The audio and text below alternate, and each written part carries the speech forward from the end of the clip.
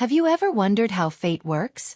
Like really, have you ever paused to think that maybe, just maybe, the universe has a twisted little sense of humor, locking two complete strangers in a box just to see what might spark between them? What would you do if you found yourself trapped in a dark elevator with someone you've never met before? No phones, no signal, just silence, breath, and the ticking of time. You clicked on this video because something about that scenario spoke to you. Maybe it tugged at your curiosity. Maybe you're secretly hoping that this is more than just a story, that it's a sign. And I promise you, if you stay with me till the end, you'll understand why this moment, this elevator malfunction, changed two lives forever. Because this isn't just a fluke or a feel-good story. This is what happens when the right people meet at the wrong time, and still choose to hold on. Let me bring you into their world. This story begins in a place we all know too well. The heart of a city that never stops moving. The elevators hum, the lights flicker, and strangers pass by without so much as a glance. It's a world of fast coffee, quick steps, and endless to-do lists. But on this one ordinary Tuesday, something extraordinary was about to happen. It was supposed to be just another afternoon. Samantha, a 27-year-old graphic designer from Brooklyn, had wrapped up a rough client meeting and was rushing out of a high-rise office building downtown. You know that kind of day, you just want to shut your laptop, put your headphones in, and zone out on the subway ride home. She hit the elevator button like she always did, stepped in, and exhaled the kind of sigh only worn-out people truly know. The doors closed, and for a split second, there was peace. And then, it happened. A jolt. A flicker. A full stop.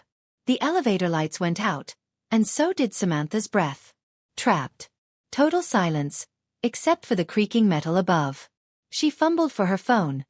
No service. Her heart pounded. Every second felt like a minute. That kind of claustrophobia doesn't just squeeze your lungs, it grips your mind.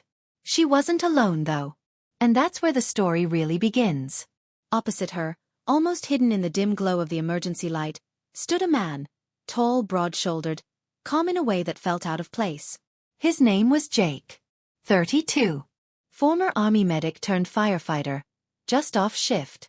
Covered in dust and soot, he had taken that elevator on a whim instead of the stairs, for once. Isn't that strange? That one small decision, the kind we all make every day without thinking, ended up changing everything. Jake looked over, saw the panic rise in Samantha's face, and did what he was trained to do. Stay grounded. Talk her down. Make contact. Not just physically but emotionally. And the way he spoke. You could tell he'd seen worse. You could tell this man had known fear, and had conquered it. Hey, he said gently. We're going to be okay. I promise. It wasn't just what he said, it was how he said it. Now, if you're watching this, I want you to really sit with this moment. Because I'm not just telling you a love story. I'm showing you how two souls collide at a time when they weren't looking for anyone, and ended up finding everything. Samantha didn't need a relationship. She was focused, fiercely independent, the kind of woman who fixed her own leaks and carried her own groceries. Jake, on the other hand, had just come off the back of a messy breakup. One that left him questioning if love was even something meant for people like him. You know the type. The fixers. The ones who give everything and then get left with nothing. But in that elevator, stripped of distractions, filters and noise, they didn't see each other's baggage, they saw each other's core. And isn't that rare in today's world? No Instagram bios. No swipes. Just two humans, breathing the same air, hearing the same silence, and feeling the same fear. What started as small talk turned into deep talk. Jake asked Samantha where she grew up, and she told him about summers in Cape Cod and her dream of opening her own design studio one day. Samantha asked Jake why he chose firefighting, and he shared the story of how he pulled a little girl out of a burning apartment 6 years ago, and how she still sends him a Christmas card every year. The air between them shifted. Time slowed. This wasn't panic anymore. This was connection. And that's the thing about elevators. They're a pause. A break in motion. A rare chance to stop and just be. And for Jake and Samantha, it became a confessional booth of sorts. They laughed. They opened up. They let down walls that had been built for years. And somewhere in that 2-hour stall, before the maintenance crew arrived, before the doors pried open and life resumed, they saw each other. Really saw each other. You ever feel like you met someone you've known your whole life, even though you just learned their name? That's what this was. That's why this story isn't just about being stuck. It's about being found. Now, I know what you're thinking. This can't be real. Or if it is, it can't last. That's what our cynical minds tell us, right? But stay with me. Don't scroll away. Because what happened after they got out of that elevator is where things really get interesting. The emotional aftermath. The questions. The distance. The pull. The night they both stayed up wondering, should I text? The missed connections. The almosts. The fate that kept nudging them back together. This is the part of the story that most people never get to see, but you will. So before we go any further, I want you to ask yourself, when was the last time you believed in fate? Not just coincidence, but real, knock the air out of your lungs timing? Because by the time you get to the end of this video, you might just start to believe that some people are meant to cross paths. That the universe doesn't make mistakes. That sometimes, the most unexpected love stories are the ones worth waiting for. Now here's the twist. And no, I'm not giving it away yet. But let's just say that what happened next didn't just challenge their hearts. It tested everything they thought they knew about timing, about trust, about what happens when strangers become something more. A new job offer, a hidden truth, and one heartbreaking decision were about to turn their connection into something neither of them could walk away from. And just when they thought they had figured out what they meant to each other, life threw in one final test. But I'm getting ahead of myself. Stick around. You're going to want to hear what happened next. Jake couldn't stop thinking about her. After the elevator incident, he figured the connection they'd shared would linger for a day, maybe two at most. But the way Samantha had laughed through her fear, the way her voice had trembled but her eyes stayed locked on his, those details haunted him in a way he hadn't expected. He told himself it was just the intensity of the moment. Two people trapped in a confined space, adrenaline high, emotions raw, but deep down, it felt like more. He remembered the way she sat against the wall of that elevator, knees tucked up to her chest, talking about how she lost her dad 2 years ago and still hadn't figured out how to grieve properly. How she kept pretending she was fine, busying herself with deadlines and client calls, always performing, always smiling, until she had nothing left to give at night but silence and whine. Jake wasn't used to people opening up to him like that anymore. Not since his last relationship, which ended with him staring at a blank note and an empty apartment. But Samantha, she made him feel seen. Like all the walls he'd built around himself were invisible to her. And that scared him in the best way possible. For Samantha, the whole thing felt like a strange dream. She couldn't shake the feeling that she was supposed to meet Jake. She kept replaying their conversation in her head. How he spoke with a quiet strength, how he made her feel safe without trying to dominate the space, how he never once made her feel small even when she was clearly panicking. Most men she'd met lately were more interested in talking about themselves or flexing their resumes. But Jake was different. He asked questions and listened. Really listened. Still, the rational part of her told her not to get carried away. It was just a shared moment under extreme circumstances. Nothing more. She didn't even have his last name, just a first name and the memory of that half-smile he gave her when the doors finally creaked open and the building manager apologized for the minor inconvenience. But what Samantha didn't know yet was that Jake had already looked her up. He remembered the name of the design studio she mentioned, and one search later, he found her portfolio online. Her work was brilliant. Bold colors, emotional depth, whimsical but grounded. He scrolled through every project, reading the descriptions she'd written. They weren't just client blurbs. They were stories. Personal stories. That's how Jake knew. This wasn't over. While Samantha buried herself in work trying to forget the encounter, Jake struggled with whether or not to reach out. He didn't want to come off as creepy or intrusive. But something kept pushing him. So he did something a little old school. He showed up. 3 days after the elevator incident, Samantha was leaving a client's office when she saw him standing by the revolving doors, hands in his pockets, looking nervous in a way that made her heart flip. At first, she thought she was hallucinating. But when he looked up and smiled, that same half-smile that had etched itself into her memory, she knew it was real. They went for coffee, awkward and tentative at first, but within minutes they were back in sync. They talked for hours. About everything. About nothing. And somewhere in the middle of all that, a new tension began to build. Something slow, tender, and undeniable. But not everything was as simple as it seemed. What Samantha didn't know was that Jake had just been offered a transfer to California. A career-changing opportunity to work with wildfire response teams. It was dangerous. It was intense. But it was what he'd always wanted. He hadn't told her yet, unsure if it was even worth bringing up.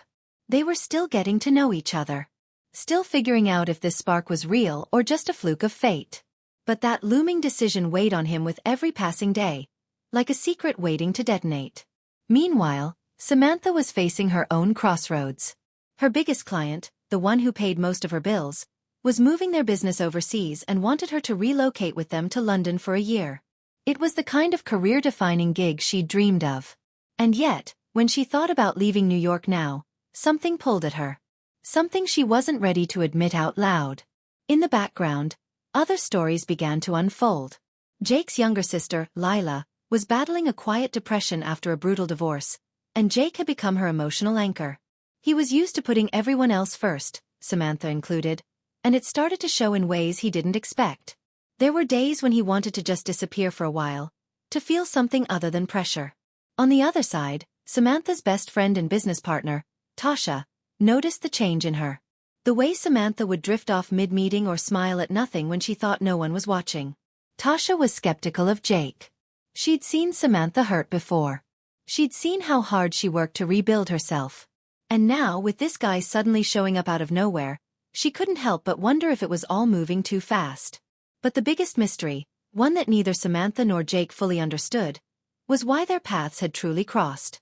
There were subtle coincidences they began to notice. Jake's late mother had been a painter whose final exhibit included a piece Samantha remembered seeing as a child at a gallery in Boston. Samantha's father, it turned out, had once worked in a firehouse not far from where Jake was first stationed. These weren't just random facts, they were threads. Invisible lines connecting them long before they met. And the more they talked, the more they began to see a pattern forming, like a story that had been written years ago and was only now unfolding. But just as things started to feel aligned, reality stepped in. Jake's California offer had a deadline. Samantha's London project required an answer within the week. And neither of them knew what the other was planning to do. They tried not to talk about it. They went on late-night walks, cooked dinner together, fell asleep watching movies they'd already seen. It was like pretending the world wasn't spinning. But deep down, the silence was getting heavier. They both knew it was temporary. They just didn't want to admit it. And then one night, it all came to a head. Samantha found an envelope on Jake's kitchen counter, the offer letter. She read the words without breathing. Jake came in, saw the look on her face, and knew it was over. Or at least that something had broken. But was it really over? That's the question you came here for, right? Because this story, this unexpected love story, is just starting to peel back its layers. We haven't even reached the moment where everything shifts. The moment where one choice, one message, one knock at the door changes the entire direction of their lives. You're here because you believe in fate, in strangers to lovers, in emotional connection. And I promise you, what happens next will test all of it. So stay with me. The elevator was just the beginning. The real story is about to begin. Would you like me to continue with the next part of the story? Jake didn't sleep the night Samantha found the envelope. He lay on the couch, staring at the ceiling, listening for the creak of her footsteps in the hallway, hoping she'd come out and say something. Anything, but the door stayed closed. The silence between them was heavier than any argument could have been. When morning came, she was gone. No note. No message. Just the faint smell of her shampoo on the pillow and a coffee mug still warm on the counter. He hated himself for not saying something sooner. For not telling her that he wasn't even sure if he was going to take the California offer anymore. He had delayed his response twice already. But how could he tell her that when she was keeping her own secret? He knew about London. Tasha had let it slip during a casual chat. Samantha had been offered a full-year creative residency. Flights, housing, stipend, all of it. But she hadn't said a word to him. That's when it hit Jake. They were both waiting on the other to speak first. Both terrified to be the one to admit how deep they'd fallen. Meanwhile, Samantha wandered the city in a daze, walking streets she hadn't visited in years, letting the rhythm of New York drown out the noise in her head. The truth was, she hadn't told Jake about London because she wasn't sure she wanted to go. Not anymore. But how could she stay when she didn't even know if Jake was staying either? Their connection was real, There was no denying that. But love wasn't enough if they weren't brave enough to fight for it. She thought about their conversations, how he'd described the fires he'd worked, the lives he'd saved, how he always made it sound like duty, never glory. That humility had drawn her in. But now, it was driving a wedge between them. They were both trying to protect each other by hiding the truth. And all it was doing was tearing them apart. And then, just when things felt like they were fraying beyond repair, something unexpected happened. Something that changed everything. Jake got a call from the precinct. There had been a small electrical fire in the same high-rise building where he and Samantha had first met. Nothing major. Just a short circuit in one of the older elevator systems. No one was hurt. But here's the twist. Someone had tampered with the control panel weeks earlier. Around the time of the first malfunction. The one that trapped them. It wasn't just a glitch. It was deliberate. An internal investigation was underway. The building manager was being questioned, and surveillance footage was being pulled. Jake felt his stomach twist. It was supposed to be a moment of fate. A random twist of the universe that brought them together. But what if it wasn't fate at all? What if it had been planned? Samantha was just as shaken when Jake told her. They met at a park bench that evening, the tension between them palpable, but the news cut through everything else. Someone had wanted the elevator to fail. But why? And why then? Jake's instincts kicked in. He started reviewing everything from that day. Who he saw in the lobby, the security guards, even the weird flicker he noticed in the hallway lights an hour earlier. Samantha began to retrace her steps too. That meeting she had before the elevator ride had been tense. Her client had gotten aggressive over a rejected concept and had made veiled threats about tanking her freelance reputation. She'd brushed it off at the time, but now, it didn't feel so harmless. As they pieced things together, more layers began to unfold. Tasha revealed that she'd received an anonymous email a few days after the incident warning Samantha to stay away from certain clients. Jake spoke to a former firefighter buddy who mentioned seeing similar accidents tied to corporate intimidation tactics. Buildings where accidents created leverage in legal disputes or insurance claims. It all sounded too wild, like something out of a conspiracy theory subreddit. But the timing, the coincidences, the silence, it all added up to something darker. And in the middle of it all, Samantha and Jake were stuck in limbo. They were no longer just two people navigating a fragile relationship. They were now part of something they didn't fully understand.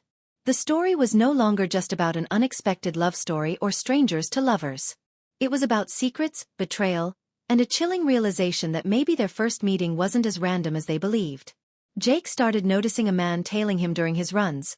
Same gray hoodie, same sunglasses, always just far enough not to seem obvious.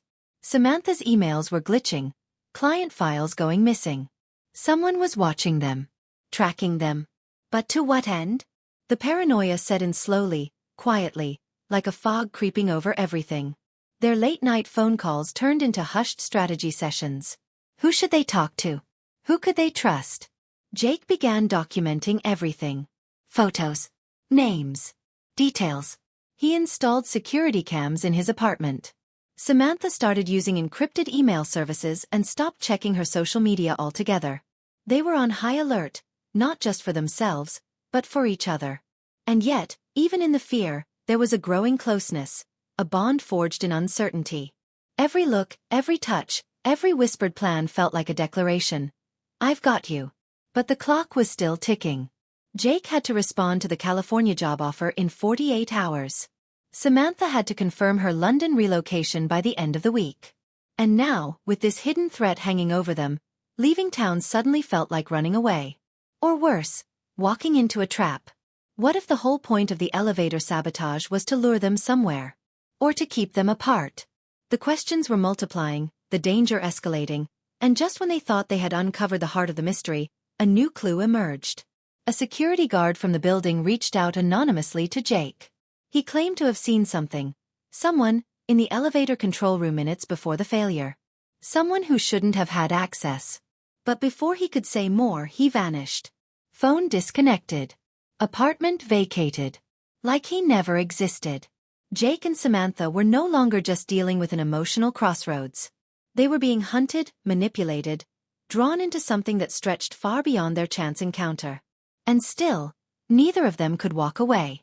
Because even though the story began with a broken elevator, It was now about a broken system. One that preyed on people's routines, their vulnerabilities, their belief in coincidence. And Jake and Samantha? They were in the eye of it now. Torn between love and fear, trust and survival. And the real question wasn't whether they could find a way to be together. The real question was, would they survive long enough to try ? This isn't just a love story anymore. It's a ticking clock. And the next choice they make could be their last. Would you like me to continue into the climax section next?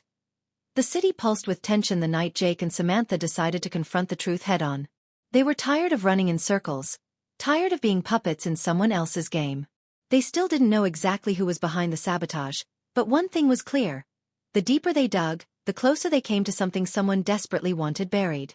And if they didn't take control now, they'd be swallowed by it. Jake had managed to secure a meeting with the anonymous tipster, a janitor from the building who used to work under the former maintenance chief. He agreed to meet in a crowded diner in Brooklyn, halfway between being discreet and being safe. Jake and Samantha arrived early, every nerve stretched tight. They kept their eyes on the door, half expecting someone else to show up instead. But when the man finally walked in, worn hat pulled low, eyes darting around like he was expecting shadows to follow him, they knew this was real. He slid into the booth, looked them both over, and then spoke just above a whisper. It was never about the elevator. It was about who was in it. At first, they didn't understand. The janitor explained that the building's management company was under investigation for illegal surveillance. They'd been monitoring tenants, clients, CEOs, government contractors, installing hidden mics and cameras under the guise of routine maintenance. The elevator malfunction was a cover. A glitch created to distract and delay while data was pulled from someone's phone. But the night of the sabotage, the wrong people ended up in the elevator.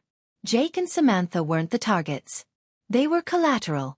The janitor didn't know who the real target was, only that when he tried to raise concerns, his supervisor told him to shut up or disappear.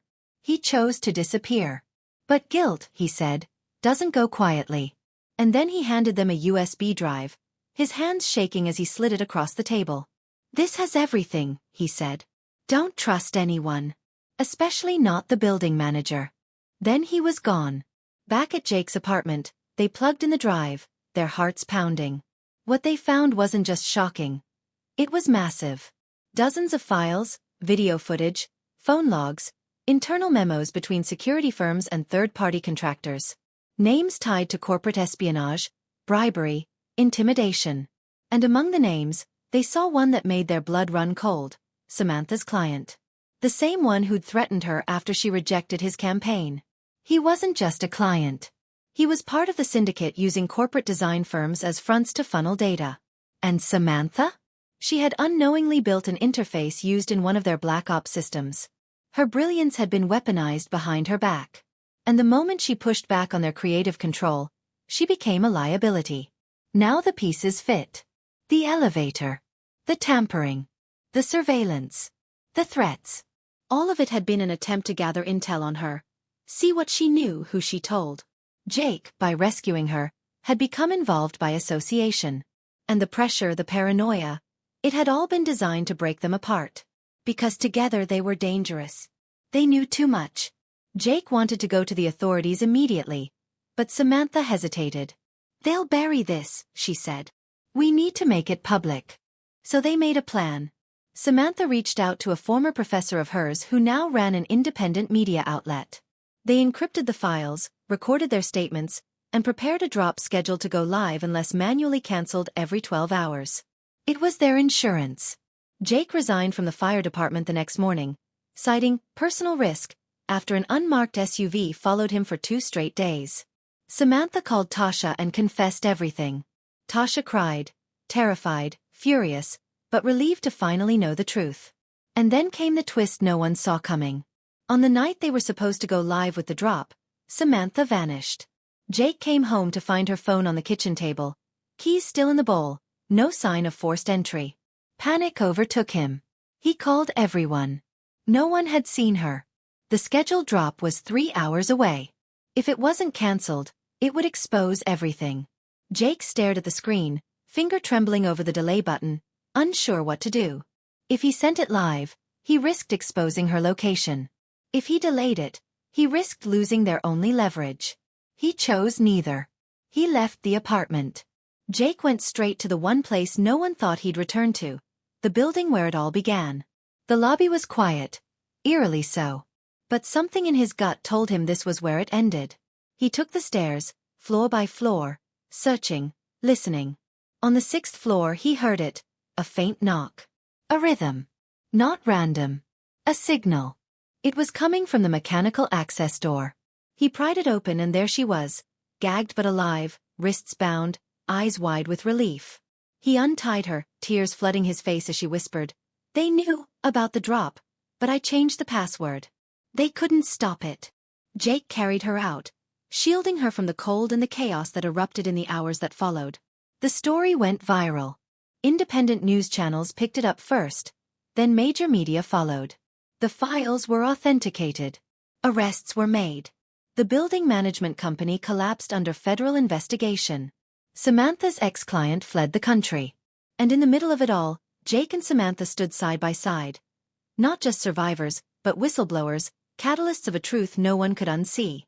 Weeks later, the world calmed down, and for the first time in a long time, so did they. They walked hand in hand through Central Park, no bodyguards, no disguises. Just two people who had faced the storm and come out stronger. Jake never went to California. Samantha didn't go to London. They chose each other. Not because it was easy, but because after everything they'd faced, they realized something unshakable. They were each other's home.